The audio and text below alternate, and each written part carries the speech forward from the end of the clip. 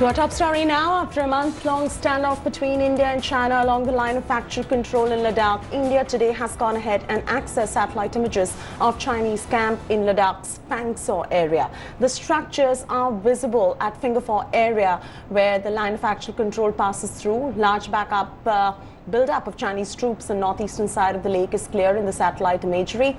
The latest images are in line with the reports of Chinese attempt to change status quo in the area. The Pangong Lake is divided into 8 geographical fingers, while a slight retreat from both the sides has been reported in Galavan Valley, where India is building new roads. China has not shown interest in retreating from Pangong Lake area.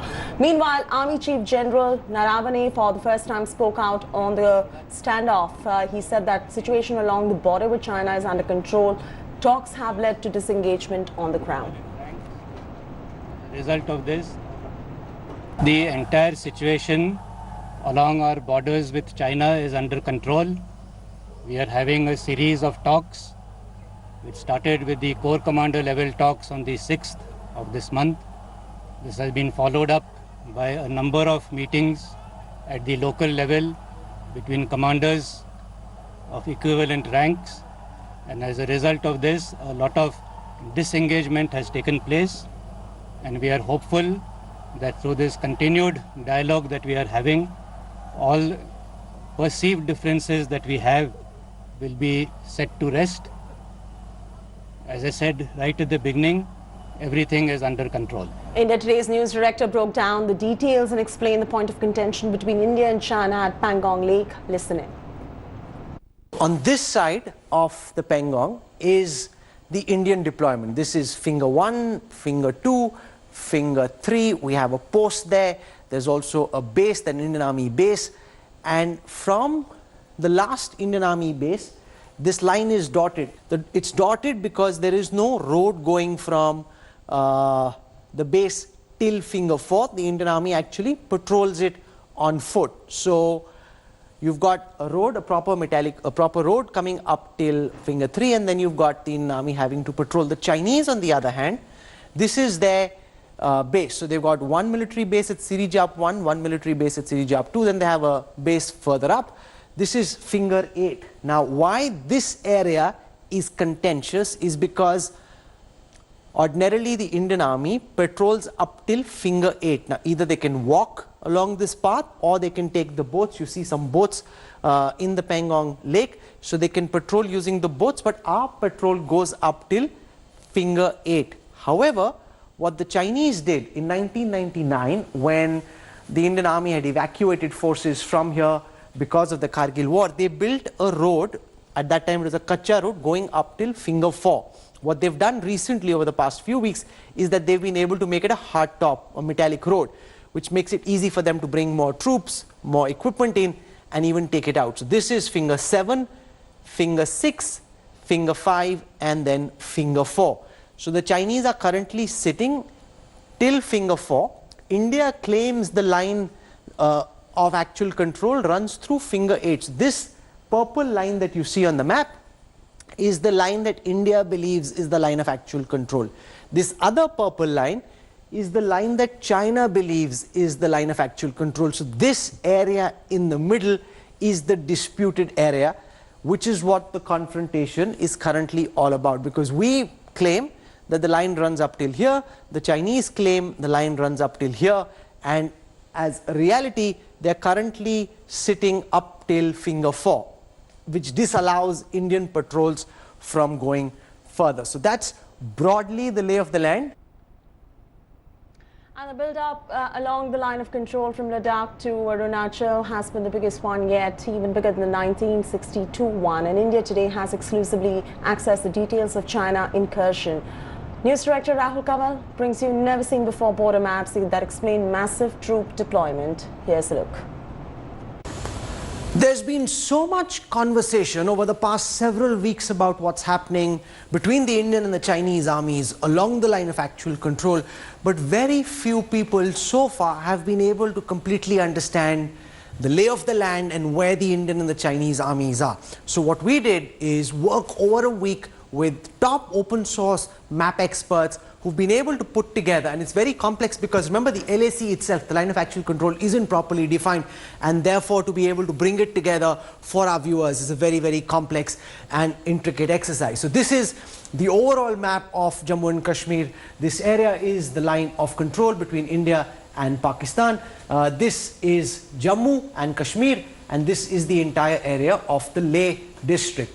And here, very close to the line of actual control, is the Galwan face point, which will be our focus for the next few minutes. This dotted line is the line of actual control. You've got the Chinese army on the other side, and you've got the Indian army here. So let's now come to our second map. We're getting closer now to the spot of action. This is Leh.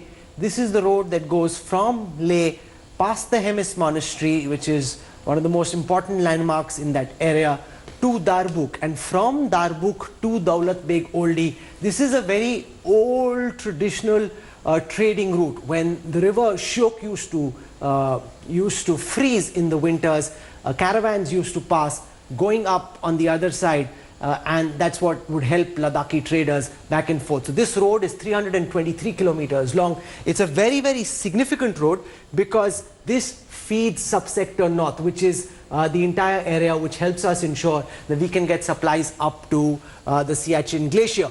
And remember, it's a road which seems to be creating a lot of problems for Pakistan, for China, because they've been very unhappy with the fact that India has been able to build this road because it gives an immense advantage in getting men and material all the way till Daulat Beg Oldi. Otherwise, we'd have to fly in transport aircraft to the airstrip at Daulat Beg Oldi, and that will be the only way to do it.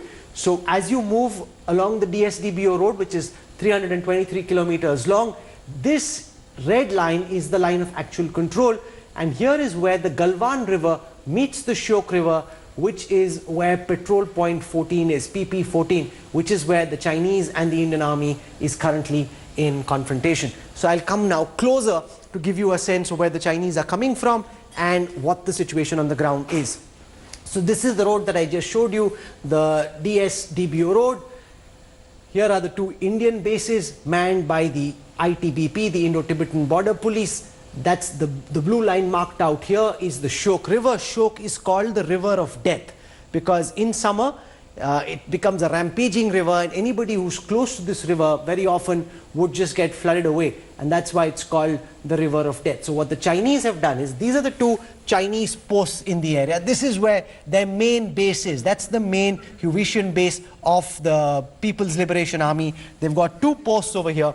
Along the post is a metalled road, which is a Pakka road, at least till this point. From there on, the Chinese have a track, a motorable track, using which they've sent forces from Chinese post 1 and 2 down along the Galwan river down to patrol point 14. Now the problem in having the Chinese at patrol point 14 is that they then have the option of dominating the mountain ridges. So if this is a very, very strategically crucial road for us, and if you've got the Chinese sitting on top of the mountains, they can use mortars, they can use artillery, and they can prevent access. So there's an Indian convoy going this way towards Daulat Beg Oldi, they can just blow off the road and ensure that the Indian cavalcades are stuck. That would be very, very problematic for the Indian army and for India's strategic interests. So this really gives you a sense of what's happening at that flashpoint.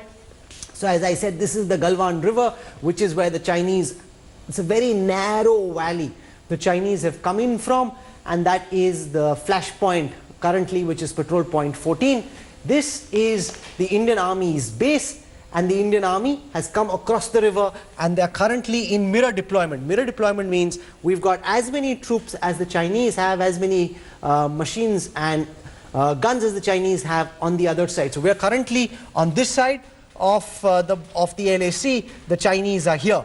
And what India is asking is for the Chinese to go back. From what we've heard so far, there has been some disengagement, but it isn't a complete disengagement in this area. And what India is saying is there has to be a restoration of status quo. The Chinese have to go back. So this patrol point 14 is the site of the current confrontation. And as I explained, if you're sitting on the mountain tops overlooking the Indian road and the Indian bases, that is deeply complex. So that's a broad sense of what's happening in the Galwan sector. To try and give you a full access. So we started all the way from Leh and then we came in closer to try and explain to you what's happening at the point of confrontation. So this is the road. This is currently where the flashpoint is happening, and it's happening because there is a very, very significant Indian road, which is a strategically crucial road which feeds our bases in Siachen, where the Chinese now want to dominate. If they are further back, they can't dominate quite as convincingly as they can if they're sitting right on top of the edge overlooking our posts. And therefore the Indian army is insisting that they go back, and we'll keep tracking very closely what ultimately happens in the Galwan sector. That was a sense of the current flashpoint in Galwan. Nepal's lower house of the parliament has passed a constitutional amendment bill to amend the map to incorporate areas of Lipule, Kalapani and Limpiadhura.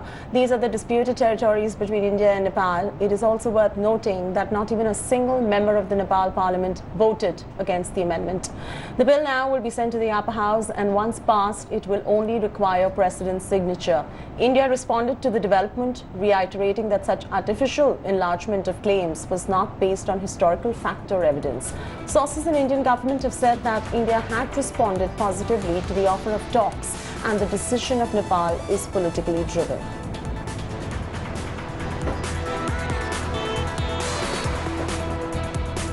As coronavirus cases surge past 38,000 mark here in Delhi, Home Minister Amit Shah and Health Minister Harshvardhan will hold a meeting with Chief Minister Kejriwal and LG Anil Baijal at 11 a.m. today. All eyes on that crucial meeting coming in after Prime Minister asked the Home Minister and Health Minister to take stock of the situation in Delhi.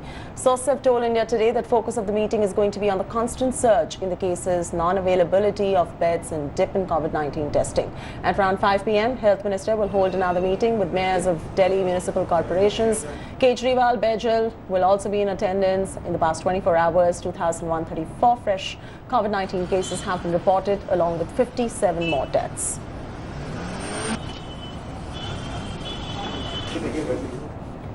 Prime Minister Modi reviews pandemic projections of all states and union territories for the next few months. During this meeting, Prime Minister Modi directed the Health Ministry officials to undertake emergency planning in consultation with states for a likely scenario of COVID-19 cases in the medium term. The Prime Minister also took note of the recommendations of the concerned empowered group on city and district-wise requirements of hospital and isolation beds as the cases continue to mount. It was observed that out of the total cases, of 2/3 are in 5 states with overwhelming proportion of cases in big cities.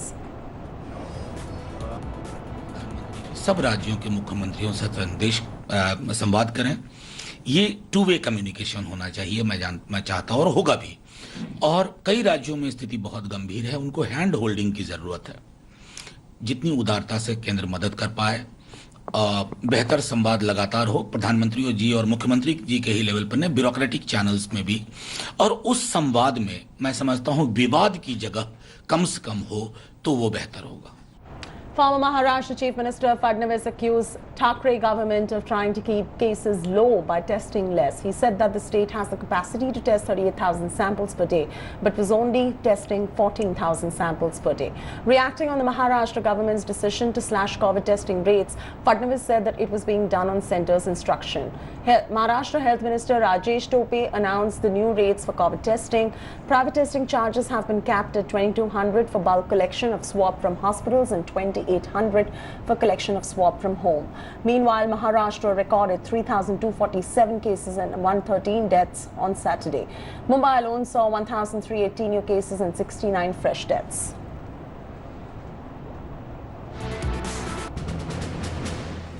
Mumbai में 12,000 की सुविधा हमारे पास है। हम 4,000 testing करते हैं और 4,000 में भी एवरेज 1,200, 1,300, 1,400, कभी 1,500 लोग पॉजिटिव वहां पर आ रहे हैं। इसका मतलब यह है कि जो हमारे यहाँ पर कोरोना का प्रादुर्भाव है वो बहुत बड़ा है, लेकिन हम लोग कम टेस्टिंग करके उसके नंबर्स को कम रखने की कोशिश कर रहे हैं। ये मैं ऐसा मानता हूँ कि बिल्कुल गलत है। ICMR ने एक पत्र महाराष्ट्र को भेजा और उनको कहा कि ये बहुत ज़्यादा कॉस्ट है, इस कॉस्ट को कम कीजिए, उसके लिए आप प्राइस निगोशिएशन कमेटी बनाइए या किसी मैकेनिज्म को लगाकर कॉस्ट को कम कीजिए, तब जाकर अभी ये 2,200 रुपये की कॉस्ट हुई है। With the increasing number of COVID cases across the country, locals in Bellary found a unique way to create awareness about containment zones in the area. Locals were seen beating drums and walking around to inform people about the high number of COVID cases at Jindal steel plant in the area. They also were heard announcing that anyone who goes to the factory and returns will be quarantined for 14 days. The Jindal steel plant in Bellary has over 100 positive cases. It is unfortunate that in Jindal Industries in Bellary district, a lot of corona is being reported. It is unfortunate, but this is the time to face this challenge. The industry should take all measures whatsoever possible to increase the immunity amongst workers, amongst people of that area. There is indigenous medicine, there is foreign medicine which will strengthen the immunity of people. That's been a very short.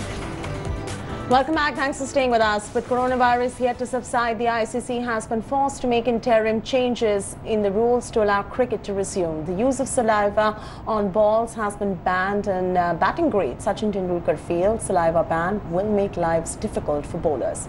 Listen into this exclusive conversation. खेल मुझे लगता है ज़रूर बदलेगा, क्योंकि जब ये ICC ने नया रूल नए गाइडलाइंस दिए, उसमें आप सलाइवा नहीं लगा सकते बॉल को शाइन करते हुए, सिर्फ पसीना लगा सकते हो, तो उसमें शुरू में बॉल कैसे स्विंग होगा, या वो जो मिडिल ओवर्स होते हैं वहाँ कैसे स्विंग होगा, कितनी शाइन मेंटेन होगी बॉल पर। कोई कंट्रीज ऐसे भी है कि यहाँ पे आपको ज़्यादा पसीना नहीं आता या ज़्यादा ठंड होती है, तो आपके बदन पे ज़्यादा लेयर्स होते हैं, आप थर्मल डालते हो, टी शर्ट डालते हो, उसके ऊपर स्वेटर्स वगैरह डालते हो, लॉन्ग स्लीव्स भी डालते हो कभी कभी स्वेटर्स, तो पसीना कैसे लगाओगे बॉल को। तो शाइन बॉल करने के लिए मुझे यही लगता था कि मे बी एक डिब्बी वैक्स की अंपायर के पास ही दी जाए, दोनों अंपायर के पास आप आईसीसी ने डिसाइड करना चाहिए कि कितने ग्राम की वो डिब्बी हो सकती है जो पर न्यू बॉल या पर इनिंग आप यूज कर सकते हो, और उसमें से अगर बच जाती है तो फिर वो उस इनिंग में आपको जितनी इस्तेमाल करनी है वही, और जो बच जाते हैं वो आप किसी और को दे दो। सेकंड इनिंग में नहीं यूज कर सकते, सेकंड इनिंग में अलग कोटा रहेगा, तो पर इनिंग वो कोटा हो सकता है। और मे बी रिवर्स स्विंग अगर नहीं हो रहा है तो शायद 45-50 ओवर्स जो आईसीसी सही समझे उस समय एक रिवर्स स्विंग वाला बॉल दिया जा सकता है ऑपोजिशन को, जो उनके पास चॉइस है कि उन्हें नया बॉल लेना है या रिवर्स स्विंग वाला बॉल लेना है या सेम बॉल से कंटिन्यू करना है। तो अगर आप ऑप्शन बढ़ाओगे बॉलर को तो मुझे लगता है कि ये इवन प्ले फील्ड होने के चांसेस हमारे बढ़ जाते हैं। नहीं तो मुझे लगता है कि अगर सलाइवा लगाने का मौका नहीं मिला, जो नहीं मिलने वाला है, तो फिर bowlers disadvantage. With that, it's a wrap from me, Chaitanya Narula on this bulletin. Hi everyone, Preeti Chaudhary here. Hope you like this video. For latest news and analysis, like and subscribe to the India Today YouTube channel. And don't forget to press the bell icon to stay updated. Thank you for watching.